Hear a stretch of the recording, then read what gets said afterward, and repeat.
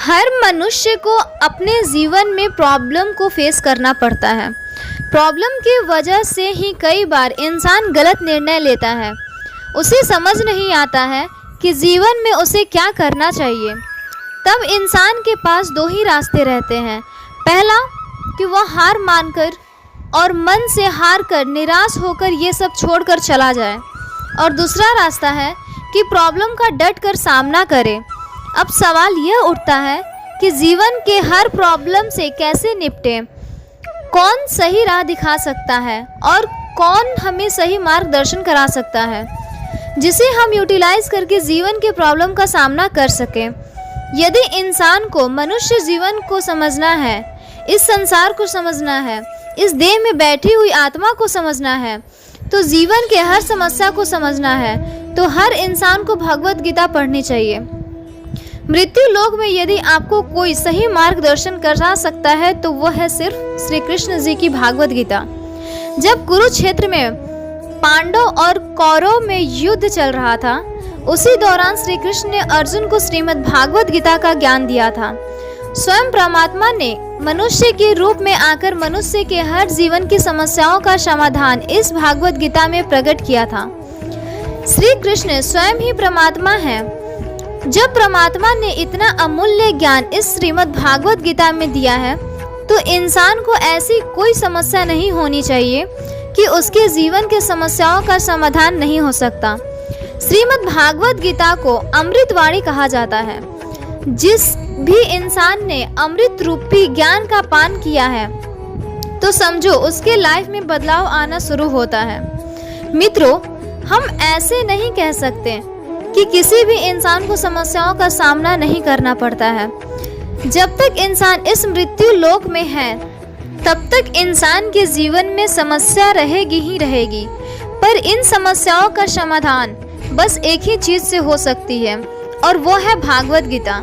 भागवत गीता को समझकर भागवत गीता समझाती है कि मनुष्य का मन कैसा है, मनुष्य की आत्मा क्या है, मनुष्य के जीवन के रिश्तों के बारे में बताती है, मनुष्य के जीवन में उठने वाली समस्याओं का समाधान बताती है।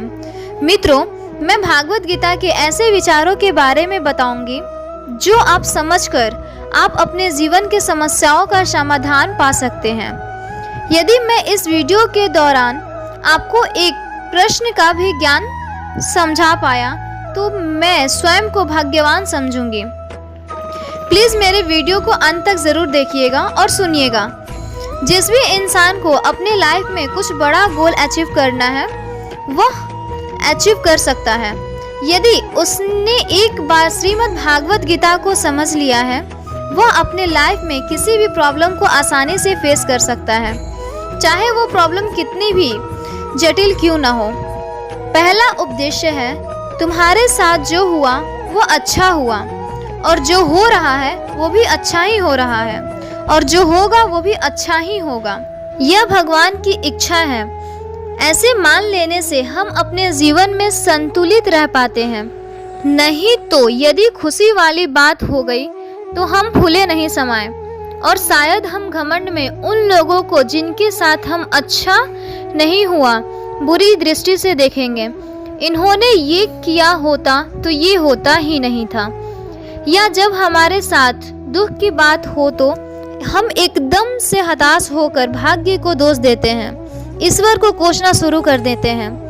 हालांकि ऐसे वक्त में हमें धीरज रखने की ज़रूरत होती है, ईश्वर पर भरोसा रखने की और स्थिति से निपटने के लिए तैयार होने की ज़रूरत होती है।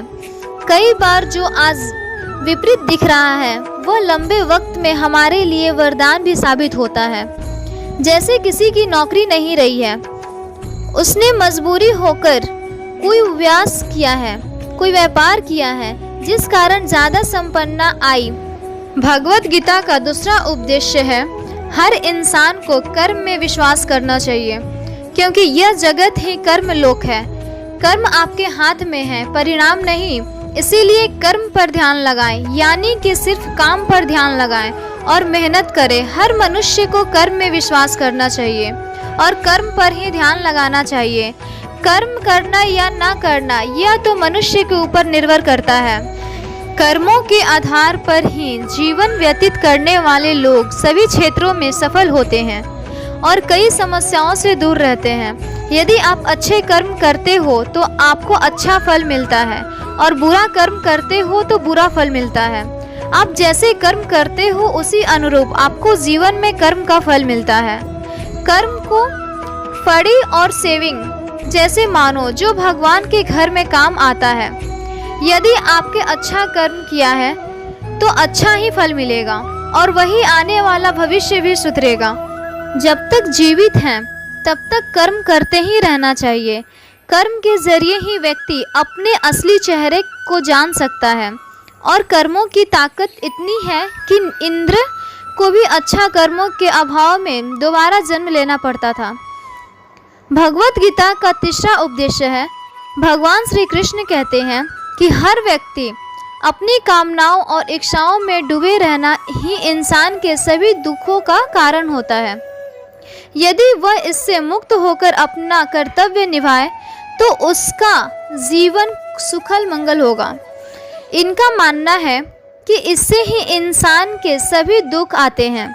यदि इंसान मुक्त होकर अपना कर्तव्य निभाए तो उसका जीवन सार्थक होगा।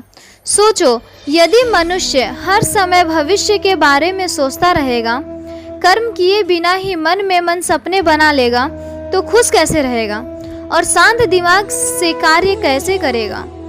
स्वयं परमात्मा देखेंगे, क्योंकि उनसे बेहतर इंसान के भूत भविष्य के बारे में किसी को नहीं पता।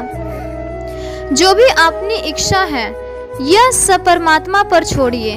बस आप हर वक्त कर्म करते रहिए। यदि आप फल की चिंता किए बिना ही कर्म करते रहोगे तो आप बेहतर तरीके से कर्म करोगे और आपको अपना सिस्टम भी अच्छा लगेगा। यदि आप सदैव फल की चिंताओं में रहोगे तो आप सदैव दुखी रहोगे। आपको फल मिलना ही बंद हो जाएगा। ठीक है, तो परमात्मा तय करेंगे कि आपको क्या फल देना है और कब देना है। यह आपके हाथ में नहीं है, बस आपके हाथ में है आपके कर्म। सिर्फ कर्म कीजिए। भगवत गीता का चौथा उपदेश है, जीवन का आनंद ना तो बीते हुए कल में है और ना ही भविष्य में। जीवन का आनंद तो आज को जीने में है, बल्कि अभी जीने में है। अभी आप कैसे जी रहे हैं। जीवन में हमें हमेशा खुश रहना चाहिए। हमें कभी भी खुश रहने के लिए बड़ी सफलता या समय का इंतजार नहीं करना चाहिए, क्योंकि समय के साथ हम बूढ़े होते जाते हैं और फिर अपने जीवन का असली आनंद नहीं उठा पाते हैं। जीवन का आनंद लेने का मतलब है कि जो आपके पास है उससे आप सुखी हो। आप अपनी जिंदगी की हर परिस्थितियों से संतुष्ट रहें। आप रिश्तों में अर्थ खोजें। जीवन का आनंद लेने के लिए आप अपनी रुचियां को तलाश सकते हो। आप परिवार और दोस्तों के साथ समय बिता सकते हो। भगवत गीता का 5वां उपदेश है, यदि कोई इंसान जो चाहता है उसे विश्वास के साथ करता है तो वह जो चाहे बन सकता है। सही है कि मनुष्य जो चाहे वो बन सकता है। यदि मनुष्य पूरे फोकस के साथ एक ही लक्ष्य पर काम करे तो जब कोई व्यक्ति किसी कार्य को करने के लिए संकल्प लेता है तो पर्वत भी उसके सामने राई के समान हो जाता है। फिर कोई भी बाधा उसका मार्ग नहीं रोक सकती। जब एक छोटा सा झरना संकल्प कर लेता है तो चट्टानों की छाती चीर कर बाहर निकलता है।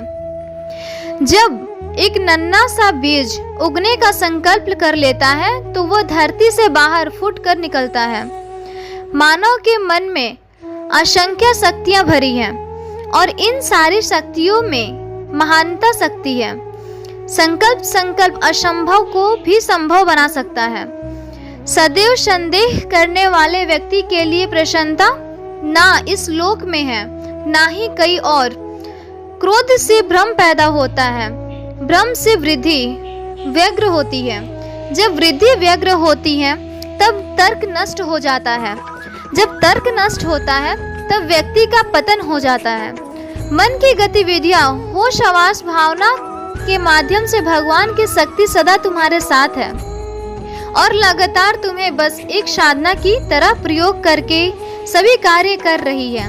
ज्ञानी व्यक्ति ज्ञान और कर्म को एक रूप में देखता है। वही सही मायने में देखते हैं। जब मन को नियंत्रित नहीं कर सकते, उनके लिए वह शत्रु के समान ही कार्य करता है। आपने अनिवार्य करो, क्योंकि वास्तव में कार्य करना निस्सर्तीय है। आत्मज्ञान की तलवार से काटकर अपने हृदय से अज्ञान के संदेह को अलग कर दो। अनुशासित रहो, उठो। मनुष्य अपने विश्वास से निर्मित होता है। जैसे वो विश्वास करता है वैसे वो बन जाता है।